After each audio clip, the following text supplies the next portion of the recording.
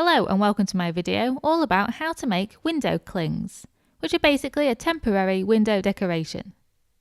Window clings are mainly made from PVA glue, which is washable, and therefore this makes a great rainy day children's activity. And it also means that it's accessible and cheap to make. I came across this method when I was trying to find a way of making a stained glass effect on my windows. Obviously, if you want a more permanent stained glass effect, you'd use glass paints. But for a temporary decoration, window clings are the answer. Okay, so what do you need to make them? Well, first you're going to need PVA glue. You'll also need some dish soap or washing up liquid, and also some food colouring. If you can get them, then gel food colours are probably best, because liquid food colouring makes the PVA glue even runnier. However, I used liquid food colouring for this demonstration, and it worked perfectly fine for me. You'll also need a stirring stick to mix the PVA. In my case, I used a lollipop stick, but anything similar will work. You'll also need a squeezy bottle that has a tip that's fine enough to create some kind of detail, but also is wide enough for the PVA glue to flow through. I recommend the kind of squeezy bottle that I'm using in this demonstration. However, you could also reuse squeezy bottles from things such as ketchup or salad cream. To protect your work surface, you're also going to need a sheet of plastic. I used a sheet of clear perspex. However, you could use a few different things, including clear acetate sheets, a clear Ziploc bag, masking taped to your table, or even a clear plastic tablecloth.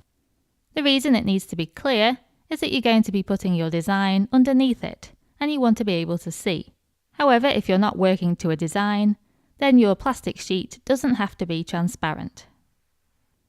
You'll also need some kitchen roll for cleanup operations, some scissors, a pen, pencil or black marker, and I would also recommend some pieces of paper and some kind of measuring or mixing cup. Optional extras include modelling clay and cookie cutters. Both of these items provide a barrier that allow you to contain and control the flow of the PVA glue, and therefore they allow you to create more precise custom shapes. So that's something you can experiment with, even though I'm not going to demonstrate the use of them in this video. The first thing I did was draw out my design on a piece of paper. Of course, you can just go ahead and get painting straight away.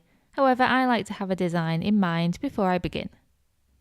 I intended to make this design to fit a particular window pane, so I first cut the piece of paper out to the same size as that pane of glass.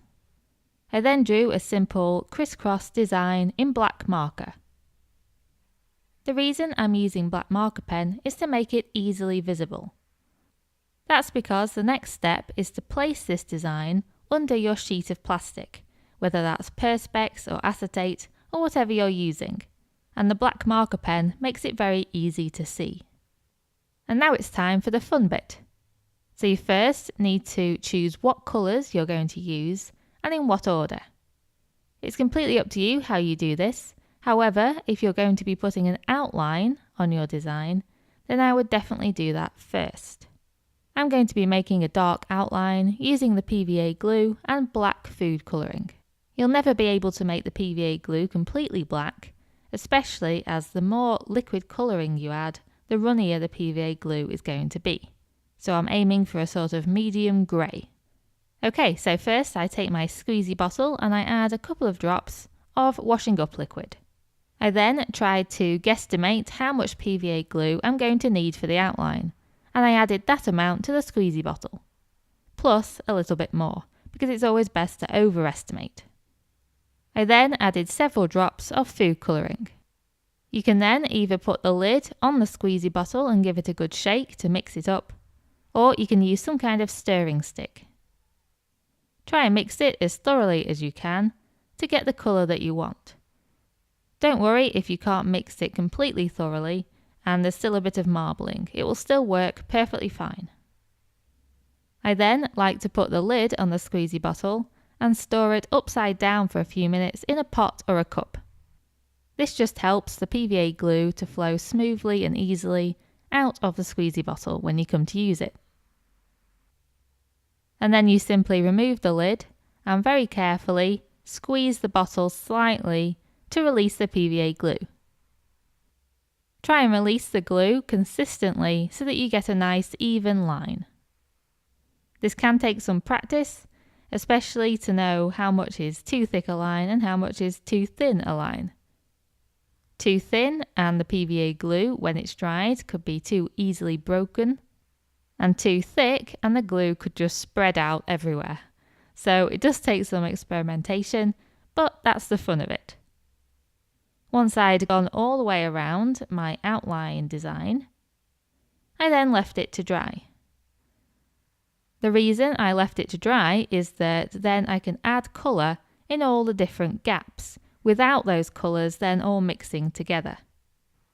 If you're doing this activity with young children, obviously they're not going to want to wait for the outline to dry, so either an adult could prepare some outlines beforehand for them to use, or you could just forget about outlines completely and let them just have fun with the squeezy bottles. As I mentioned previously, cookie cutters are really good for this because they are already a kind of outline that you can use to just put glue inside and then wait for that to dry. Same with modelling clay. You could use clay to make an outline of a shape, add some glue inside the clay barrier, and then once it's dried, it will have dried to that exact shape. So those two options are very good alternatives if you want to make an outline but you don't want to wait for it to dry. One thing I would suggest is making sure you clean out the squeezy bottle as soon as you've finished with one colour. So now I've finished with the grey, I simply fill it with water, shake vigorously and then leave it for a while before emptying it out. Once the outline is dry, it's time to move on and add the other colours. Because the other colours that I'm going to be using are only pinks and purples, I don't have to clean out the squeezy bottle again in between each colour. That's because I'm going to be working from the lighter shade of pink to the darker shade of purple. I therefore only have to add more PVA glue and more food colouring in between each colour change. So to begin, the first colour I wanted to use was simply clear glue. PVA glue is white but dries clear, and I wanted to use that attribute to make a few little shapes in completely clear glue. So I transferred a lot of PVA glue into the squeezy bottle along with a couple of drops of washing up liquid and gave it a shake. I then squeezed a fairly thick layer of PVA glue into the gaps, leaving at least half a centimetre between this glue and the outline. This is because the glue spreads as it dries, and if you put the glue right up to the outline, it's likely to spread over the top of the outline. It's a lot harder to take glue away and remove it than it is to add more. So if you do find you need more, then of course add however much you need. You can also use your stirring stick to encourage the glue to flow across the surface if it's not quite meeting up with the outline. You'll also notice during this demonstration that I put some extra shapes to the side of my main design. This is just for experimentation, and I'll show you the results of that later. To change to my next colour, I then added a few drops of pink food colouring to the bottle. Because the pink and white marbling looked really nice once I'd started mixing, I decided to not mix thoroughly, but instead keep the marbling. So I then added this marbled glue to a few areas. Unfortunately, as you'll see by the end of the demo, once this glue dried, the marbling all but disappeared. Although that does show you that you don't have to mix the colours thoroughly to get a consistent colour.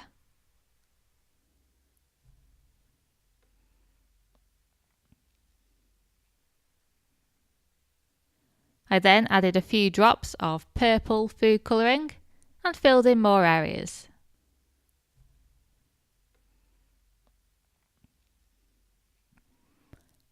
And then I added some drops of blue food colouring and filled in the remaining gaps.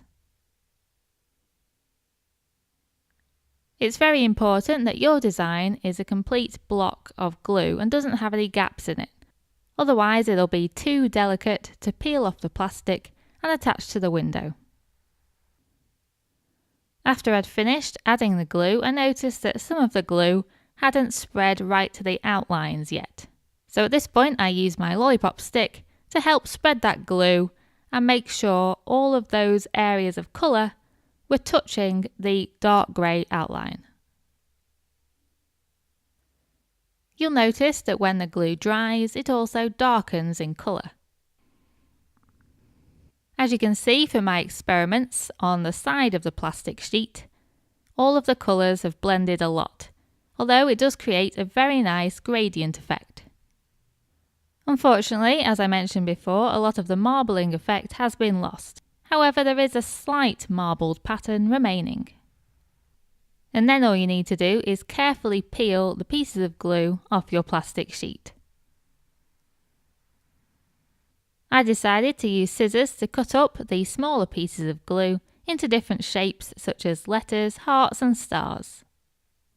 I think the raindrop shape that's made up of two different colours, the grey and the white, looks particularly effective. You should then just be able to stick these shapes up on the window. If the window clings don't stick straight away to the window, make sure that the glass is completely clean. You can also just put a little bit of water on your finger and then transfer it to the edges of the window clings. But remember that PVA is washable, so you don't want to put anything but the minimum amount of water onto these shapes. Don't do what I did and use a water mister spray on the back of your window clings, because this will give it a permanent speckled effect, which is not what you want. And that's it, your window clings are finished. I think this craft activity is particularly well suited to holidays. For instance, at Christmas you could make Santa hats, snowflakes, stars, that kind of thing. And at Halloween you could make things like spiders and spider webs or ghosts. If we take a look at my previous attempt at window clings, you can see some of the mistakes I made. You can see that I've put too much glue into the gaps of the design and it's spread over the top of the outline.